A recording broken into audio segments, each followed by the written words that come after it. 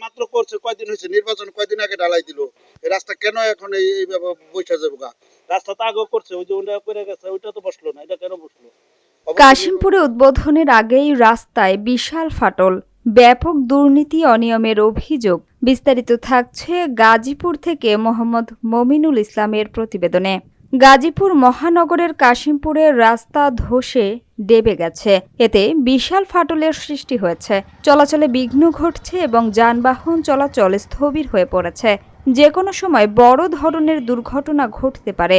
ঘটনাটি মহানগরীর কাশিমপুর থানাধীন ৬ নং ওয়ার্ডের ধনঞ্জয় এলাকার নদীর পাড়ে। গাজীপুর মহানগরের শিল্পাঞ্চল এরিয়ার কাশিমপুরের ধনঞ্জয় এলাকা ৬ নং ওয়ার্ডে কাশিমপুর নদীর পাড়ে।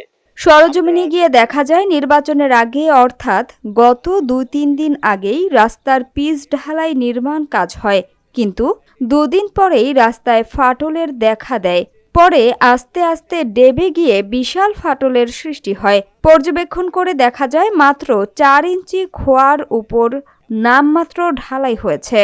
নিম্নমানের লোক দেখানো সংস্কারের কারণেই রাস্তার এই বেহাল দশা। এতে জনসাধারণ সহ যানবাহন চলাচল স্থবির হয়ে পড়েছে। যে কোনো সময় বড় ধরনের দুর্ঘটনা ঘটার সম্ভাবনা রয়েছে।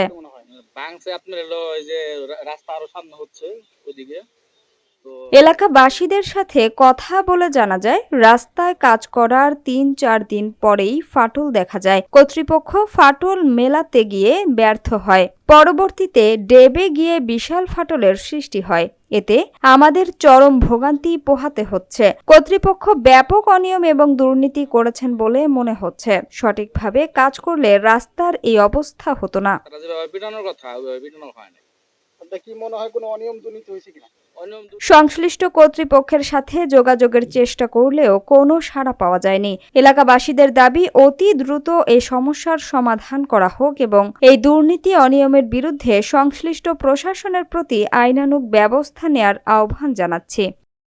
আমি যে জায়গাটায় অবস্থান করতেছি সেটা হচ্ছে গাজীপুর মহানগরের শিল্পাঞ্চল এরিয়ার কাশিমপুরের ধনঞ্জয় এলাকা ৬ নং ওয়ার্ডে কাশিমপুর নদীর পাড়ে। আপনারা দেখতে পাচ্ছেন যে এখানে কাজের অনিয়মের কারণে মাটি দেবে রাস্তা ভেঙে চলে গেছে।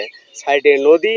স্থানীয়দের সাথে কথা বলে জানা গেছে, তারা বলেছেন যে এখানে ভাঙার কথা না, তারপরও ভেঙে গেছে, মনে হয় কোনো সমস্যা থাকতে পারে, এমনটাই বলেছেন এই এলাকার জনগণ।